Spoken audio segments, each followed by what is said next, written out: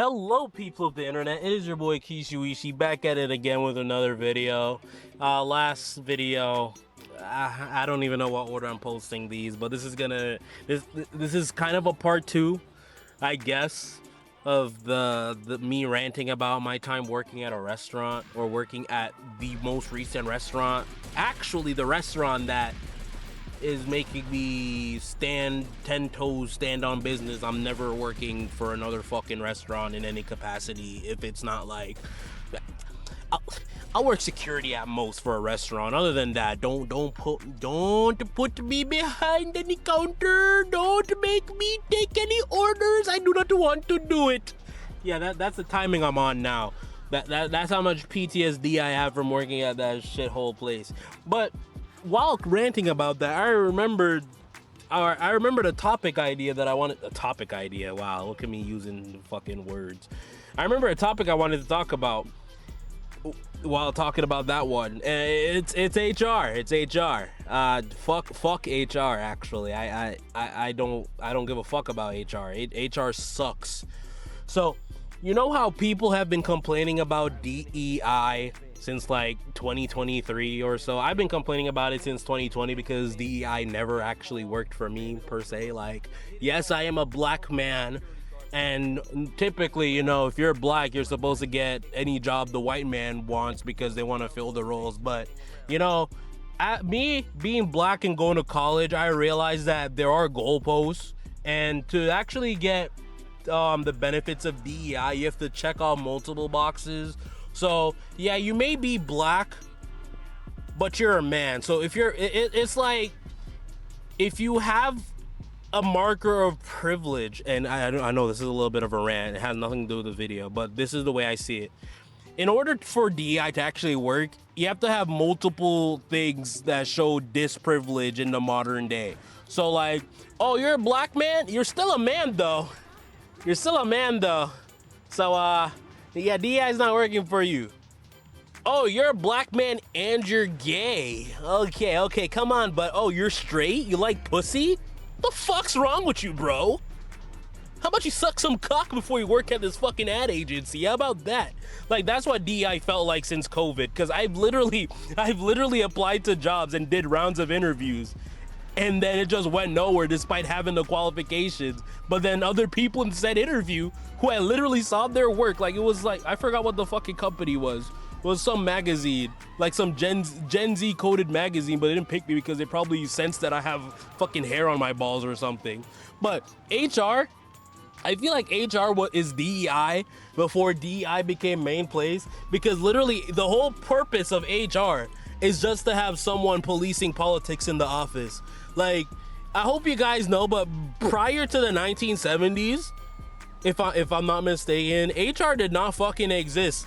And that's also attributed to work being something predominantly masculine and only men doing it. So like, motherfucker, if two niggas on the job site are having a beef, instead of having some random fat bitch who got a psych degree to mediate the situation, have them niggas box for 5 minutes and then go back and pick up the fucking lumber, nigga. Like, what the fuck are you doing? Stop bitching. But since now the world is becoming more softer and we need to talk about our problems, and we have more women in the workplace, now we have HR who's literally just there to talk to you and make sure that you don't say anything too offensive, because if you say something offensive and it affects the mental state of your coworker, that could ruin production. And if you ruin production, that's not good for the company. And remember guys, remember, HR does not give a fuck about the human. It only uses humans as resources for the company. It's called human resources because you would think HR was put in place to protect the employee from other employees. No, it's to protect the company from the employee. Because think about it this way, in the 1970s, when women started going into the workforce, at any moment, if a male coworker or a male boss did or said something that would make her feel unsafe, what's stopping her from suing the company as a whole? Because after all, the company's the one that hired the nigga, right? So now HR is literally put in place to put all this bullshit bureaucracy in place to make it damn near impossible for the employee. And I'm not saying like, oh, yeah, we should get rid of HR so we can abuse women again in the workplace and sexual harassment cases can go rapid. Rah. Like, no, I'm not saying that. But like, the way how HR is today, it literally serves no one but the fucking CEO. Like, it protects the CEO from doing dumb shit that would, like, let's say the CEO is talking sexually with one of his cohorts and a subordinate. Yeah, I'm using a lot of fucking corporate lingo. Yeah, the CEO is having a conversation with one of his colleagues, one of his cohorts, and it turns sexual. You, as a subordinate, should not be in the same room while that discussion is being had, because at any point, if he says something that makes you uncomfortable, you can sue him, because why is he talking sexually and making you sexually uncomfortable? Like, that's the type of shit that HR is in place for. And when you think about HR, that's the sole reason for HR. It's literally basically HR, you get paid to suck the fun out of everything. You get paid to sit down and just tell people what they can and can't say. You're literally that one bitch that's actually that's offensive. Like that is the most annoying bitch. The most annoying bitch you've met in high school, middle school, whatever school you fucking went to. Just know, even if you're in school right now, I'm using a lot of swears, so if you're in school, you probably shouldn't be watching me, right? But for those of you who are in school right now, just know the most insufferable, annoying bitch that be fucking trying to police what people say, that is the prime demographic for HR. Because why? People like that have no loyalty to anyone but to preserve themselves. So when you're a bitch-made motherfucker like that, you're actually the best person a CEO would want, because the CEO, as long as they know that they're providing you with something, they fucking own you. And you're like, you're a spineless little cunt that's gonna tell me any and everything. Like, oh yeah, so today Cheryl down from receiving had a complaint because Marcus was looking at her for a little bit too long. Okay. Did she actually have a complaint, or were you just fucking listening in on her fucking conversation, Carol? Yeah, shut the fuck up. Mind your fucking business. I fucking hate HR.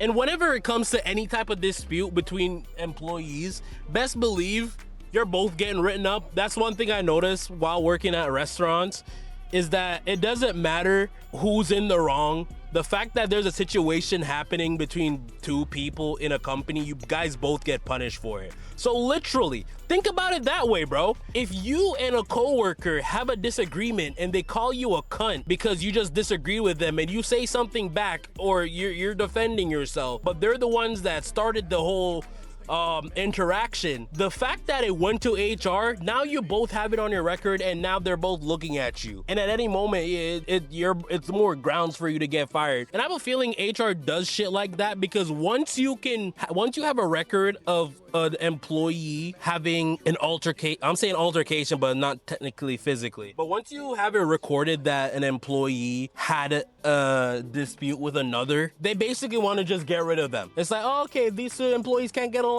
Okay, cool. We're gonna document this, and then we're gonna slowly make the workplace environment less optimal for them. And whichever one is more problematic, we're gonna get rid of them and then replace them with another person. And hopefully the person who does stay is the less problematic one, so they don't cause problems for the other people. But 9 times out of 10, the workplace rewards bad behavior.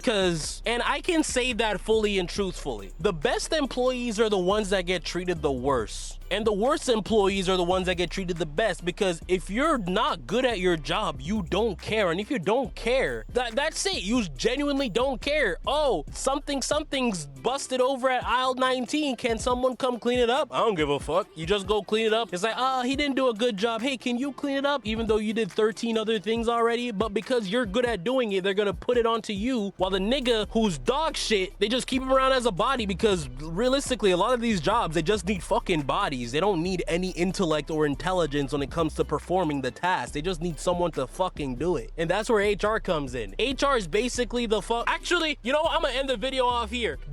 Have you guys watched the Boondocks? You know the episode with Catcher Freeman, or Tobias Catcher Freeman? Yeah, HR is that nigga. You know that one light-skinned slave on the plantation that would snitch on the other dark-skinned slaves for not doing their jobs? That's basically what HR fucking is. And respectfully, HR, fuck you, Carol from HR. That's it.